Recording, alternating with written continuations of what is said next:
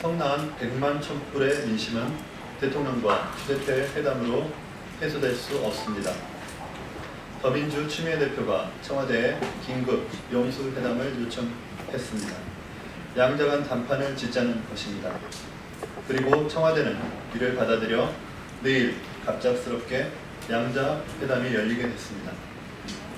그러나 국민들은 오직 박근혜 대통령 퇴진을 위해 야권의 일치 단결을 명하고 있는 상황입니다. 그럼에도 추미애 대표가 야권 연대를 깨트리고 일방적으로 대통령 면담을 추진한 의도가 뭔지 궁금할 따름입니다. 지금은 각 당이 각 대선 주자들이 자기 밥그릇 챙기기를 할 때가 아닙니다.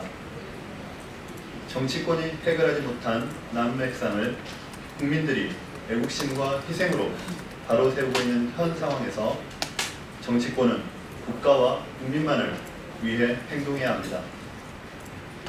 국민들은 더불어민주당이나 주 대표가 당리당략적으로 청와대에 가서 영수회담을 하라고 촛불을 든 것이 아닙니다. 또한 이 모든 사태는 박근혜 대통령이 국민 앞에 직접 나서서 책임져야만 해결될 수 있습니다. 더민주 당대표가 청와대와 영수회담을 통해 해결할 일이 아닙니다. 야권이 오직 국민만을 바라보면서 사즉생의 자세로 헌신할 때 박근혜 대통령 퇴진과 국난 극복을 이룰 수 있다는 것을 추미애 대표께서 명심하시기 바랍니다. 다음 하겠습니다. 한일 군사 다시 하겠습니다. 죄송합니다.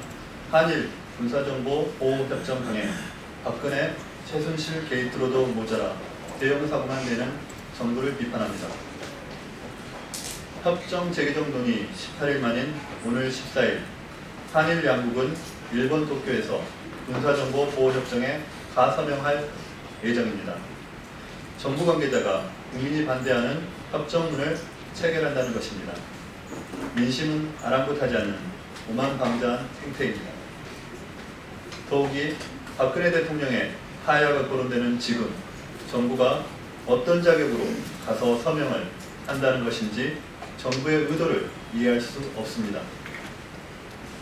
2016년 6월 이명박 정부 때 이미 한일 군사정보 보호협정은 밀실협약이라는 반대 여론에 부딪혀 체결이 무산된 바 있습니다. 그런데 박근혜 최순실 게이트로 나라가 혼란한 틈을 타서 또다시 졸속으로 협약을 강행하려는 것입니다.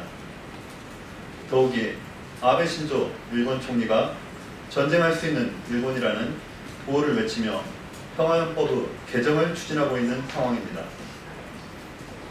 일본 정부에 대해 비판을 하지는 못할 망정 일본 정부와 군사정보 보호협정을 추진하는 행태가 대한민국 정부로서 할 수 있는 일인지 되묻고 싶습니다. 국민의당은 일본 국방부 장관 노릇을 하는 한민구 국방장관에 대해서 해임 건의안을 제출할 예정입니다. 박근혜 정부는 아무것도 하지 말기를 바랍니다. 퇴진이 거론되는 마당에 한일 군사 정보보호협정이라는 중차대한 외교적 사안을 결정할 권한은 대통령에게 없습니다. 국민들은 어떠한 이유로도 일본과의 군사적 협정을 받아들일 수 없습니다. 정부는 국민의 동의 없는 한일 군사 정보보호협정을 즉각 중단해야 합니다. 네, 마치겠습니다. 감사합니다.